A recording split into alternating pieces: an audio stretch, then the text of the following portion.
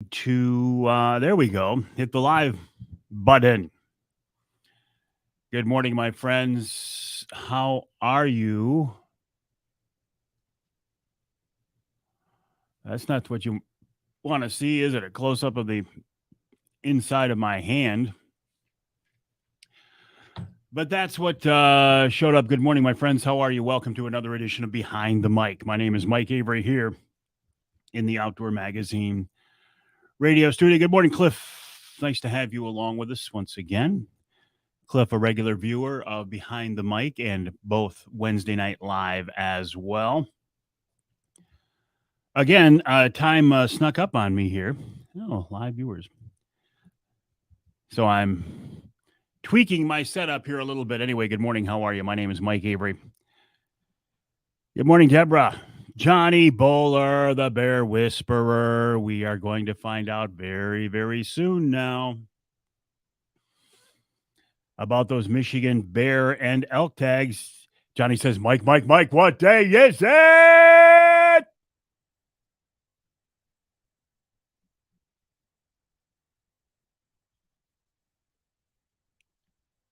Ed says, Wednesday again, look like still in the water and fish. Yeah, absolutely. Bottom. It's hump day.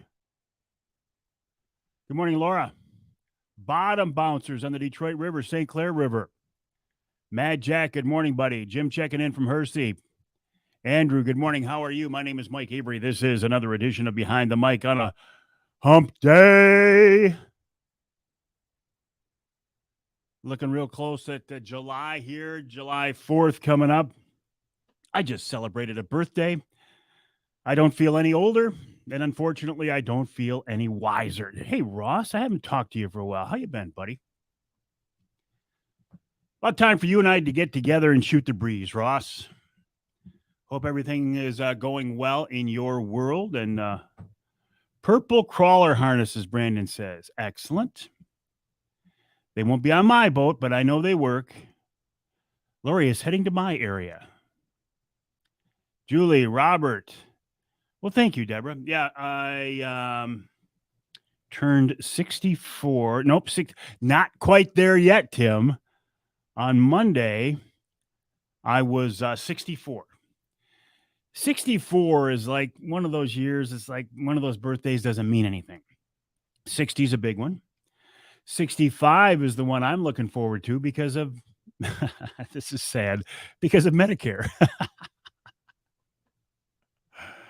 I saw those pictures from Ed. Oh, Johnny, I'm glad to hear. It's a shooter. It's one of the best that Darton has ever put out, in my opinion. The reason I like it, it's got a stainless, probably aluminum rail, which makes it a very good, solid bow. The one I'm shooting these days has a plastic rail, and though it's a heck of a shooter, I don't like the plastic rail. I don't think. Thank you, Lord. Hey, Brian. Yeah, you got a good one there, Johnny. You're going to need to mess around with that scope there just a little bit. Hey, cuz, how are you? You're going to need to mess around with that scope a little bit because, as I say, it's dialed in for my Toxin 100, which is a little faster than your bow. So what you're going to want to do, Johnny, and we can talk about this, but there's a whole process for dialing in a variable power multi-scope reticle on a crossbow.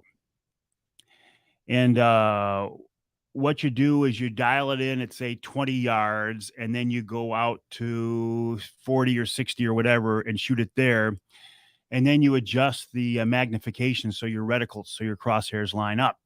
It shouldn't be too far off, but it'll probably be a little bit off. 300 more bass boats?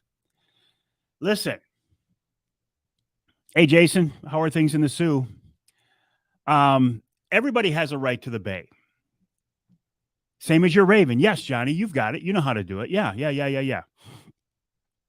That bow won't be quite as fast as your Raven, but it's a good, solid bow. I'm glad that there are that many boats out there. Not really, but no, everybody's got a right to use the water. That's for sure. Did you hear hump day? Is it obnoxious? Should I stop it or is it? No. Okay. Pat just walked in. He's over in the other studio, the actual broadcast studio. And whenever I do my hump day, those guys, they either laugh, they grimace, or they swear at me under their breath. I'm not sure which. But I wouldn't do it if you guys didn't ask me to do it. So see, it's all your fault. So what's going on here?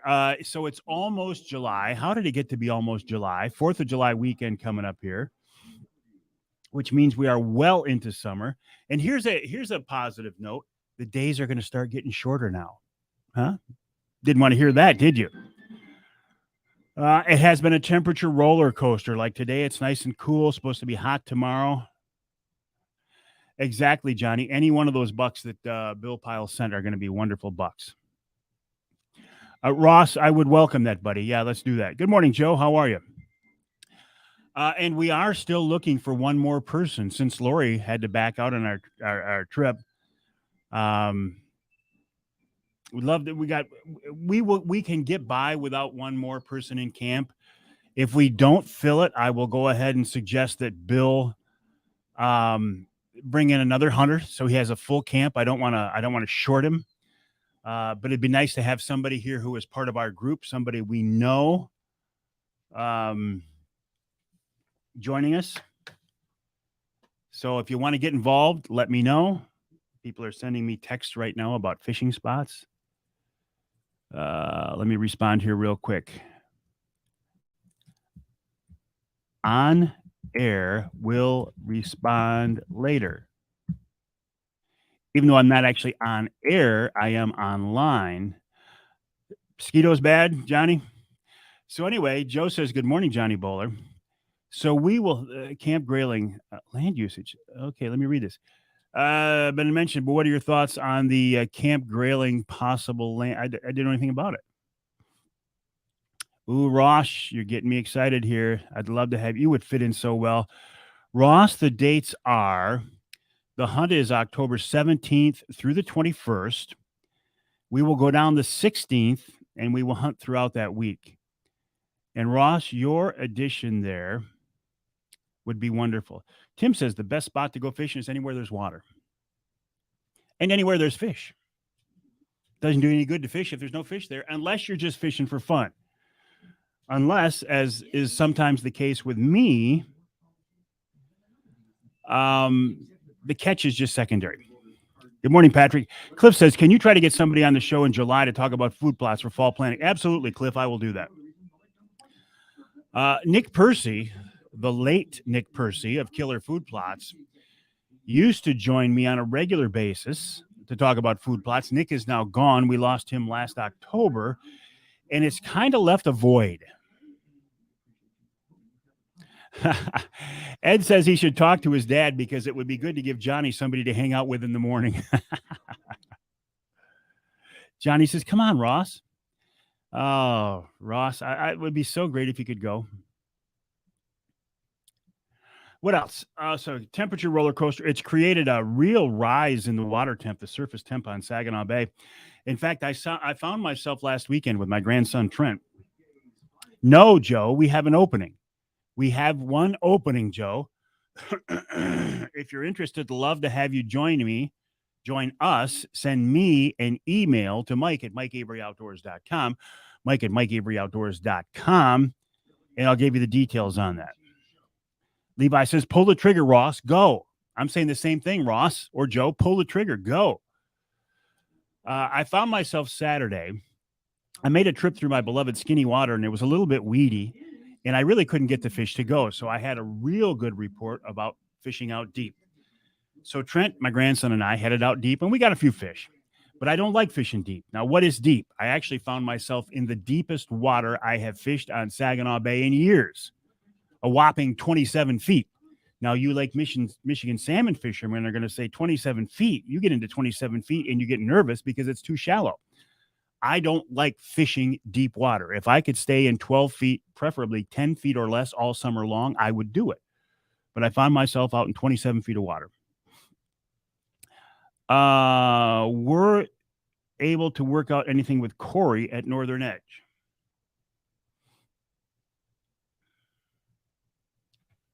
Corey, I'm drawing a blank here, Ed. I apologize. Corey at Northern Edge. I'm drawing a blank. And again, I should know this, but I don't. Have you heard? I get it, Lori. You got to do what you got to do. I get it. Have you heard that Asian carp has a new name? First, it was Asian carp. Camp Grayling wants to double its footprint in northern Michigan. Oh, Standish Milling Seed Company, Corey. Not as far as a partnership or a sponsorship. I know what you're talking about, Ed, but Corey was on. I think Corey's going to kind of become my food plot guy. I mean, nobody will ever replace Nick Percy, but thank you, Ed. I think Corey at Northern Edge, Standish Milling, is probably going to be my go-to guy for food plots. Yes, thank you. John says, watch your old interview with Fred Bear. Great interview as well. Awesome how much weight you lost and kept it off. Well, I did just have a chocolate chip cookie. I will admit to that. And Pat says he might have one or maybe two as well. My wife, Denise, makes these. Will you hand that over, Pat? Killer chocolate chip cookies, right? I mean, killer. Check these out. She puts like 4 different bags of chocolate chips in them. And they're not just chocolate chips. Now taking them away from me, please, Pat. I never want to see them again. They're chunks of chocolate. And they're very, very good. And so she was making some for a couple of other occasions. And she said, you think the guys in the studio would like these? And I said, I think the guys in the studio would like these. So she sent some in. Ross says, Mike, I know, Ross. I did. I had one. But listen, I lost 115 pounds. I have gained 20 of it back. I'll be real honest with you. I've gained 20 of it back. They told me before the surgery I could gain 30 to 40 back, and that would be normal. So I'm not feeling too bad. I'm still walking every morning. I'm not fishing. Unfortunately, the 20 I gained back is right around my waist, and you can see it. It drives me crazy, but it is what it is. But I'm still 95 pounds lighter than I was 4 years ago. So, hey, Cap, how are you? Matt Jack says, I'm in love. They look awesome. They are. They're really good, Jack. Mike saw me on the lake the other day. Where were you, Mike? Where were you, Nat? And what day was it? Because I hear this from people all the time. Hey, Avery, I saw you on the water yesterday. I mean, I hear this on a weekly basis. On days when I wasn't on the water. I have become so closely associated with Angler Quest, and that's a good thing, that when people see an Angler Quest and they see a tall, bald-headed guy on it, they assume it's Avery. And oftentimes it's not. So when was it, Mike? And if it was Saginaw Bay, it could have been me. If it was Lake Michigan, it wasn't me. So I'll be curious. So anyway, Asian carp. And then they were called invasive carp. Now, were they called Asian carp, or was the name changed to invasive carp because we didn't want to offend people? Is that why? Because that's the way the world is going. And not last week on the bay. What day, Mike? Was it on a hump day? If so, I was here in the studio. And now Asian/invasive carp are being called Copi, C-O-P-I, Copi, short for copious, means there's a bunch of them out there. And the reason they're doing this is, Tom Kramer says, I see your beard is as white as mine. Not bad. Look for classmates. Because Tom's an old guy, too. We graduated high school together. Monday or Tuesday, I fished. Was it rougher than hell that day, Mike? I think it was. And I think there was a bunch of boats that were forced up in behind the island. Yeah, that could have well been me. Why didn't you call me? Say something. Better change the name of Dogfish then. Okay, Johnny Bowler. This is, yeah. Oh, well, then why didn't you call me? It was me then. If anyone is planning on bear hunting with me, make sure you check the 5th to see if you got a bear tag and call right away, because I've had a lot of calls and he doesn't book until you're drawn. Johnny Bowler was famous before, but I'm working hard to make him world famous. The Bear Whisperer.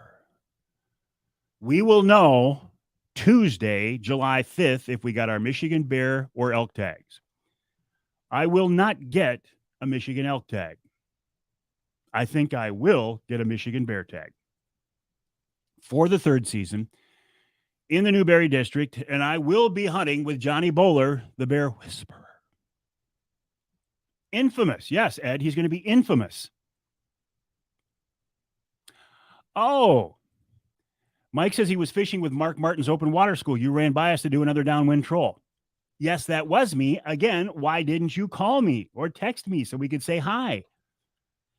A buddy of mine, Chris Durham, in the marina where I am, he's about 2 docks over, was also part of that school.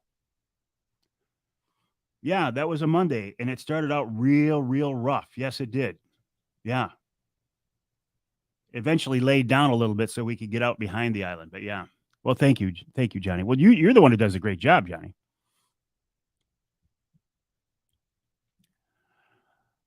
So I can't wait. I will use my 350 Legend if I get a Michigan Bear tag. Good morning, Davina. Davina, a relatively new but now a very loyal viewer. I appreciate that, Davina. I will use my dart and crossbow in Ontario, and I will use my 350, my Michigan-made 350 Legend for my Michigan Bear. Very sad about the guy lost on the bay last week, and here's a little behind-the-scenes story on this. And it is very sad. Of course it is. Bobby Sullivan of Icebreaker Charters. Now, you might know that name for a couple of reasons. Number one, Bobby was on the radio show last weekend, and he was on the Polar Craft podcast this month, or he is on the Polar Craft podcast. He's also the captain whose client caught the new state record king salmon of 47 pounds and change off from Ludington last summer. I have not shot it yet, Jason. I'm so busy fishing. And I told the guys at Brenton, I will not get a chance to shoot it until the fishing slows down. Right now, that is my main focus because it's such a short season. Johnny says, Ed, when we ride to Ohio together, you'll be famous too. Charlie, look what we brought in. I got up early to bake those cookies for you guys. Yeah. They're venison chocolate chip, yes. Made by Michigan brand. That doesn't even sound good. Bobby Sullivan was fishing skinny water. He was fishing down in that part of the bay, and he saw that boat, and the people on the boat started yelling at him. I talked to Bobby last night about this. The people on the boat started yelling at him, and he thought, I wasn't paying attention to what I was doing, and I got too close during a troll, and they're waving me off. So he started to make a turn. I do not do paid charters, Davina. I only do fundraiser auctions. So Bobby started to turn away, and they're like, help. They're yelling help to the guy. So then Bobby takes his charter boat in there. One of his clients jumps off the charter boat onto the pontoon. Long story short is they did not find the guy, but they were able to rescue the woman. She was in rough shape. And it's one of those things, right? Anybody who goes on big water at all prays that you never get in a situation like that. Like you never want to get involved in a worst case scenario with a person who gets in trouble. At least that's my biggest fear, right? I don't want to be out in the water and have somebody have a heart attack, or somebody's boat catches on fire, or somebody goes overboard. I mean, it's a type of, all right. It's a type of thing that just, huge fear. I mean, I can't imagine that. So Bobby found himself in that situation, but thank goodness that Bobby was able to help out and able to rescue and help save the woman from that pontoon that the guy fell off from, and they haven't found him yet. So Bobby Sullivan and crew, great job. Davina, no, I do not do paid charters on the bay. I only do them for charity auctions. And there's a reason for that. Number one, I'm not a good enough fisherman to be a paid charter captain. I'm not sure I have the right personality for it. And the biggest reason is I do not want to go into competition with my friends who are charter captains.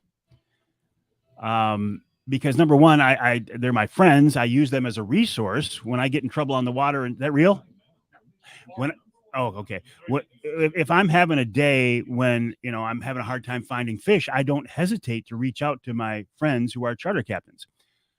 So I value their information, and I appreciate them being on the radio show with me. And I have learned that because people know my name, I get multiple requests from people every week. Hey, I'd like to book a charter with you. So I think there are people out there who would book a charter with me just because they've heard me on the radio show.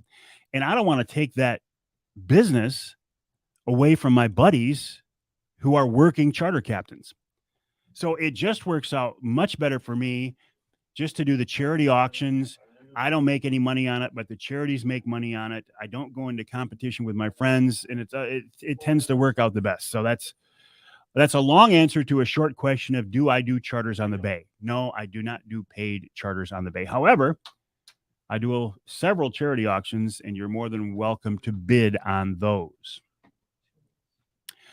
Jerry says, knowledge will help in an emergency situation. Be prepared. And I would like to think, Jerry, that I would be.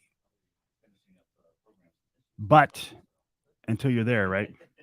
Morning, Robert. Joe, what are the dates on the Ohio hunt? Okay, I'm going to check here again. The Ohio hunt, the hunting dates are October 17 through 21. We will arrive in camp at Bill Piles of Ohio Bow Hunting Outfitters on Sunday the 16th. And we'll hunt Monday, Tuesday, Wednesday, Thursday, Friday. And sometimes Bill's a good guy. If there's a reason to hunt on Saturday, he'll let you hunt on Saturday. Send me an email to Mike at MikeAveryOutdoors.com, Mike at MikeAveryOutdoors.com. You'll be fishing with you someday. Johnny, you could have stayed in town, fished with me Saturday. Davina says she was up in Irons yesterday listening to 103.5 out of Traverse City, and they advertised your show. First time I heard that on the radio. Really? 103.5. I don't recognize.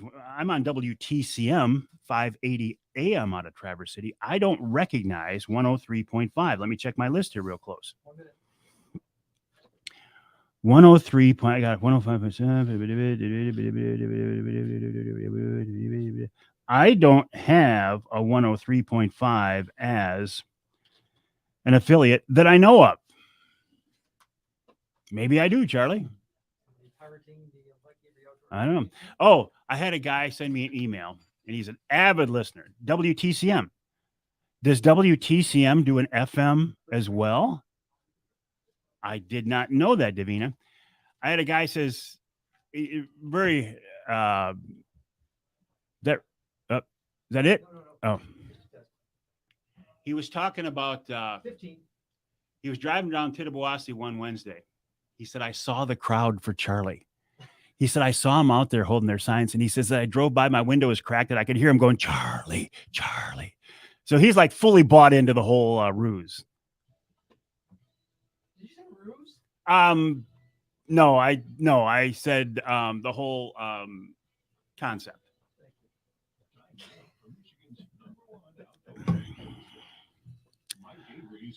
I got to check on that, Davina. Thank you. It's a country station. No kidding. I knew I was on WTCM. I got to check because that would take me to 34 affiliates. That would make my day, Davina. See, up here, outside of Metro Detroit, I'm on radio stations all over the place. That's the main gig. All right, I got to go to work here. So I won't be able to directly interact. I got to do the radio show. Feel free to join me tonight, 7 o'clock for another edition of Wednesday. Blah, blah, blah. Well, thank you, Ken Hunter, and welcome to another edition of the Outdoor Magazine show right here on the Outdoor Magazine Radio Network. I'm laughing a little bit because every week here in the studio, before I start the radio show, I do a live segment in studio. It's called Behind the Mic, behind the microphone. We could call it Mike behind the mic, and sometimes I do. So we have a real nice conversation. It's kind of more of an informal thing. It's a live stream on my social media outlets. And it allows me to have an interaction back and forth with people. I also do a Wednesday night live every Wednesday night at 7 o'clock where we do the same thing. And I would encourage you, if you're on social media, if you're on Facebook, YouTube, Twitter, and LinkedIn, those are the four places we put it out there, that you would join me. It's a lot of fun. But sometimes I get involved in conversations and I kind of forget, hey, there's a radio show to do too. So here I am back here in this week's Outdoor Magazine radio show. Welcome officially to summer. In fact, welcome, as you're listening to the radio show, to July. 4th of July weekend. I shake my head at how fast time is going by. The summer is just flying by. And we need to, again, make the most of it. I don't want it to get to be February or January or February and go, oh, you know what? We should have done that. No, do it now. This is the time. I don't high gas prices. I get it. They're a pain. They cut into the budget. It's expensive to go places. But you know what? You can't replace memories. You got to make memories with your spouse, your friends, your family, your kids, your grandkids, your neighbors. It just, do these things, go these places, take advantage of this beautiful state that Michigan is during this beautiful time of year. Because it's not going to last forever. In fact, here's a downer for you. The days are going to start getting shorter now. Hey, thanks, Avery. I didn't need to be reminded of that. Yeah, the days are going to start getting shorter. Man, have we been on a temperature roller coaster, haven't we? One day it's like 95 and you can't breathe, and the next day it's beautiful and 70. It's caused some interesting surface temps on Saginaw Bay. They've really jumped up lately. Now, on Saginaw Bay where I fish, I don't, because ideally I'm fishing 10 feet of water or less. All I'm really concerned about is surface temp. I'm not worried about, the temperature down below. I'm not worried about the thermocline. I'm not worried about thermocline. I'm not worried about underwater currents. I don't have to deal with any of that stuff. Just the surface temp. And it jumped up about 8 degrees in a week here last week. I did find myself last time out in an interesting situation. I was fishing with my grandson, Trent, which was just wonderful. It was just me and Trent. And I love those types of one-on-one situations. I mean, I love taking out big groups of people and running a whole bunch of rods. I mean, 13, 14 rods. You're asking for trouble, but you're going to catch more fish. 2 guys in the boat, you're only running 6 rods, but you get a chance to talk. And I still say the best times, the best conversations I ever had with my dad when he was around Lake Michigan, salmon fishing. So there's something about being out on the water. You let your guard down, you relax a little bit. You're involved in an activity that you love. So anyway, I had a great fishing trip with Trent, and we got some fish. But I went through my beloved Skinny Water, and I just couldn't get it to go. It was some floating weeds that were causing me some grief, and it just didn't fire up like I wanted it to on the first pass. If you go through the first pass, you're going to know right away what's going to happen. And I had a report of a really good bite out deep. I don't like to fish deep. But since nothing was going where I was, there was very little wind. It was a good day to run out there. So we did. And we went out to the deepest water I have fished on Saginaw Bay in years. A whopping 27 feet. Now, you Lake Michigan people are laughing at me right now. 27 feet. We get nervous when we go in more shallower than 30 feet, Avery. 27 feet. What are you talking about? To me, 27 feet might as well be the middle of Lake Superior. That's how deep it feels to me. I don't like fishing deep fish because I don't really know how to fish them. We did end up catching fish out there because there was just so many fish you couldn't catch them. A couple of basic techniques. I love when I get out into 15 feet of water or more and I see fish on the bottom, I love to take offshore tackle Magnum tadpoles with a spoon about 6 feet behind them.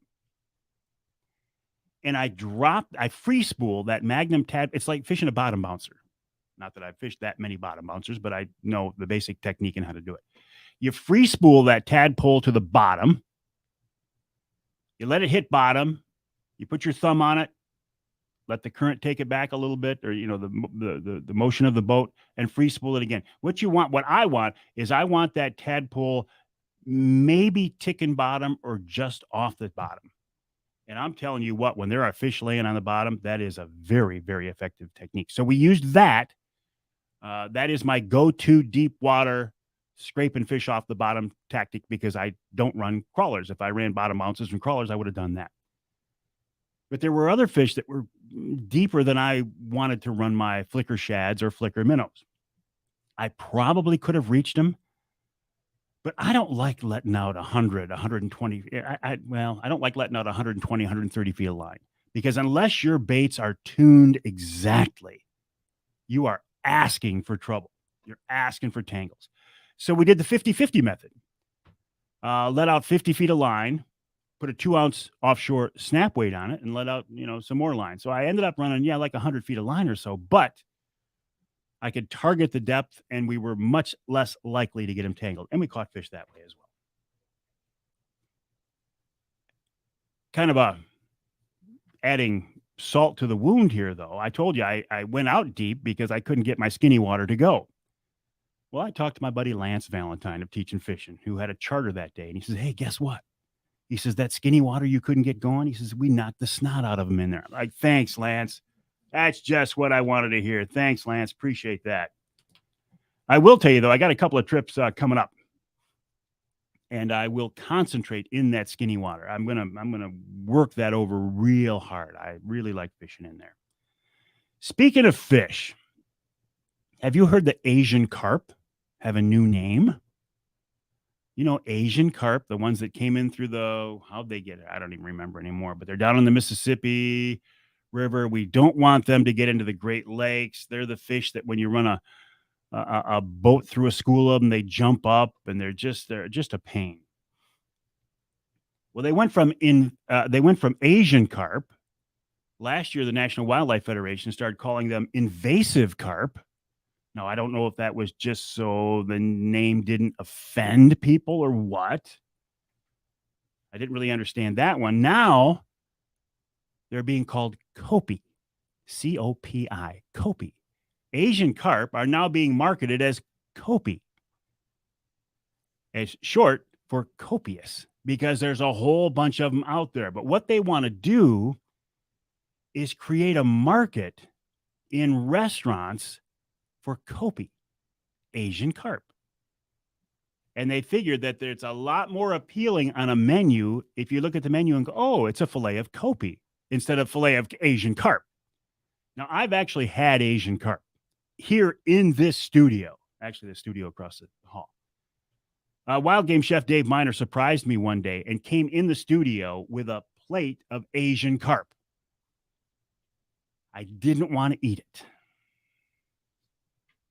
but I did, and it wasn't bad. It wouldn't be my first choice, but of course, when Dave cooks it up, it wasn't bad. So I hope they do create a market for it. And if that means calling them Copi or whatever, that's all good. Hey, big day coming up here. On the 5th, here in Michigan, we will find out if we got our Michigan bear and or elk tags. Go to the DNR website, michigan.gov/DNR. You can check there. I will not get an elk tag. I'll tell you that right now. I won't get one. But I do think I'm going to get a bear tag for the 3rd season, Newberry District, and I'll be hunting with the bear whisperer, Johnny Bowler. Looking forward to that. What else? Oh, I celebrated a birthday here this last week. It's not a big birthday because I'm 1 year short of Medicare. When I hit that age, that'll be a big birthday. And I was thinking, what have I learned? I've learned that there's a lot more I don't know than what I do know. And I've learned that it's not in the catch, it's not in the kill, it's in the experience. It's in sharing that experience, promoting that experience, and passing that experience on to future generations. If I've learned anything in 64 years, it's been that. We'll take a break here at the Outdoor Magazine Show. When we come back, we're going to talk about underwater spearfishing for walleye. It's got some people mad, but I think it's cool. John Durka coming up after the break right here on Outdoor Magazine. All right, my friends, I am going to stop. I saw that, Gene. I just talked to Frost. Daryl, where is he? You got Frost up there this morning? I talked to Brad this morning, Gene, and he said it's getting very close. Good, because though I like the boat I'm running now, the prototype, do I have a recommendation for a charter out of Manistee? Paul Schlafly of Riverside Charters, riversidecharters.com, riversidecharters.com, Paul Schlafly. I like my prototype pontoon, but it doesn't have a bimini, and it's getting hot out there. So, yeah, I'd like to hit my new boat. All right, my friends, have a great day. I hope you can join me tonight on Wednesday Night Live. That'll be at 7 o'clock. In the meantime, have a great